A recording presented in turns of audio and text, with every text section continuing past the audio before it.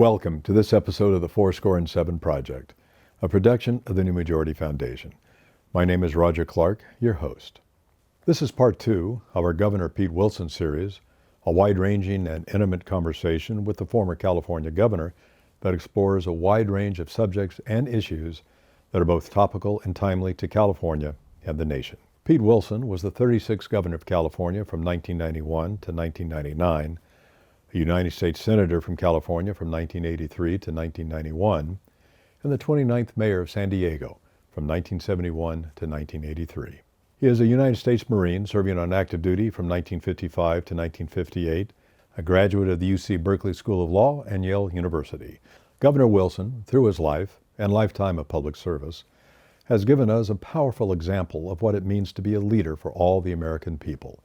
A true American patriot, a man who can teach and instruct us today on the principles of statesmanship that all current leaders, both in the political and business world, should heed. In our second episode of the series, Governor Wilson reflects on the importance of honesty in politics and government, political debates, the media, and the lessons of leadership he learned from his father. I think I've been a very lucky man, but I've also lived up to certain standards. My dad was a very strong influence on me. Never let me get away with anything. Let's talk about your dad for a few minutes. What are some of the important values that you took away from your dad? Well, one of them was, if you have a tough decision to make, get all the information that you need to make an intelligent decision. And he said, and then make it. He said, don't agonize endlessly. You know when you've got enough information. When you do, don't temporize. Make it. It's been very good advice. And I've seen a lot of other people who did temporize, did agonize visibly, and it showed, and found that it produced less than confidence on the part of the people who were waiting for the decision. In the political world, which has a lot of moving parts to it, can you describe the process to acquire the information that, say, a governor needs to acquire or a president needs to acquire, and then move forward without temporizing, because there are just so many potential obstacles to a governor moving forward with a policy that the governor wants to implement? Any thoughts on that? Yes, my own experience was to get the best people that I possibly could as staff and entrust them with a certain amount of authority, and said, if you're in doubt, come to me and tell me, and we will work out what it is that we need to know that we don't. One of the nicest things is the willingness of people whom you know are well informed, who have great knowledge and great judgment. You can get advice from extraordinarily gifted and experienced people. I have had benefit of that through my entire career. As a president, you definitely need that. That's why the president has a cabinet. He has people with expertise and with experience, or he or she should, because nobody can know it all, and you need to make decisions promptly and wisely. It's an office. That office is perhaps the ultimate in being both accessible and also being able to ask people you respect and value for good advice, because you need it. Nobody knows everything, and far from it. You have to be honest with people. You have to tell them what you think. You have to ask them what they think, and you've got to be able to trust the people in whom you repose heavy responsibilities. There's a wonderful scene from this movie called Darkest Hour about Winston Churchill. Maybe you've seen it. But I have, twice. Same with me. Under tremendous pressure from his political counsel, his war counsel, to negotiate. And I love that scene where he gets out of his cab and goes into the underground, and he doesn't even know he's never been in there in his whole life. That's right. But he's... It's fiction, but it was... It's fiction, it's fun. Incredible. But he's asking the people. That's What right. do you think? So he's getting that at least in the movie, talking directly to the people. When you're a governor or a president, most of us see this as being so involved and so many layers that it's really people that you're responsible for, you're dealing with, that how difficult is it to have direct contact with a common man and woman, as opposed to hearing about the common man and woman through the latest Gallup poll or whatever the media reports is. How difficult it is to get the sense of what people are really thinking on a one-to-one basis when you're a governor. Well, sometimes it's very easy. Typically with people that don't want to support you. No, actually, I think you've got to be honest. That I learned as a child. You can't be credible if you are not honest. I had wonderful advice and service from my first personal legal counsel as governor. Janice Rogers Brown was a deputy attorney general in California, mutual friend and admirer, said to me, have you decided who's your personal legal counsel going to be? And I said, no, but it's the very next thing on the list. And he said, talk to Janice Rogers Brown. She's great. She is a terrific lawyer, and she will not tell you, but she just won an enormous victory for the state, and she is totally honest, and she will be looking out for you. Well, that happened early on. There was an appeal, a clemency appeal sought by a man who had been a leader in his community, was greatly respected, and he was one of two people, two experts on foreign policy, who agreed that he would be happy, though he was a Democrat, he would be very happy to sit down with the other guy and prepare me for a debate that I was going to have with Jerry Brown, because it was when I was running for Senate against Jerry. I made the comment that, we'd insisted, I had insisted on the format for the debate. I said the first debate has to be on national security and foreign policy. I thought he'll probably leap at it.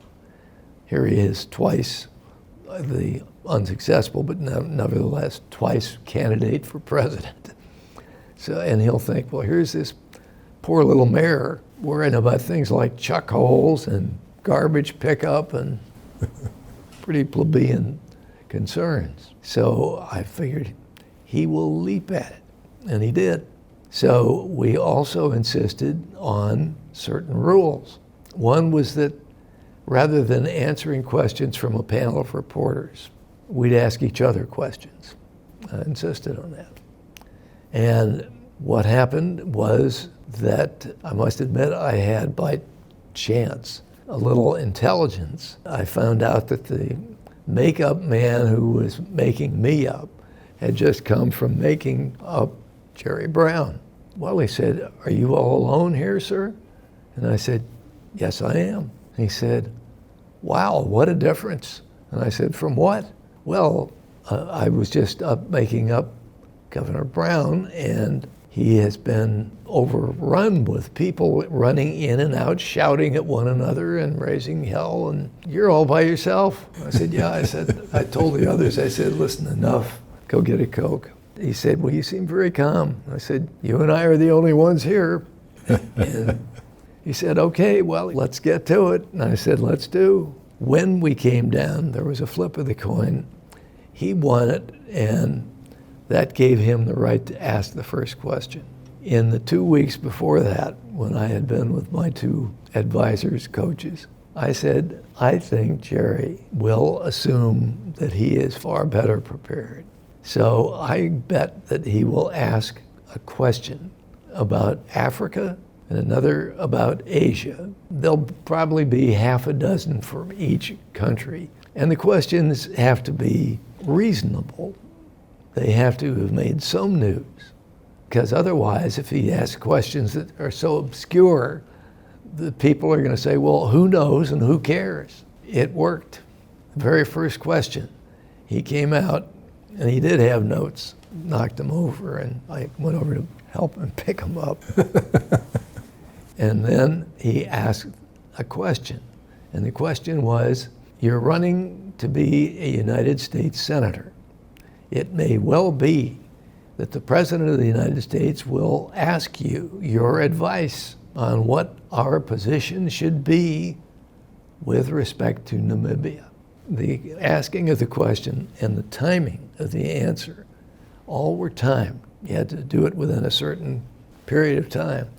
I deliberately waited, let a couple of seconds go by, and this audience of about 500 at the San Francisco Hilton were just as quiet as a mouse. You wouldn't have thought there was anyone else in the room. And then I rattled off the school solution. Dan Walters, who was a reporter covering this, later said, "You've never seen the blood flush from anyone's face as fast as it did from Jerry Brown's." And some woman sitting out in the center field let go a Yahoo! The form of the debate that you insisted upon, candidates is questioning each other. It makes you wonder why that hasn't become the standard form of debate in most elections. And part of it is thinks that journalists sitting asking these questions should have unbiased questions, but we all sense a bias and attitude in questions, particularly in the last couple of election cycles, coming from the journalist. But you expect your opponent to be lying in wait for you and Sure. to throw you a curveball question. So in that sense, it's more honest. Do you think that's a better form for presidential debates? Let the presidential candidates go at each It'll other. probably never happen. What do you think?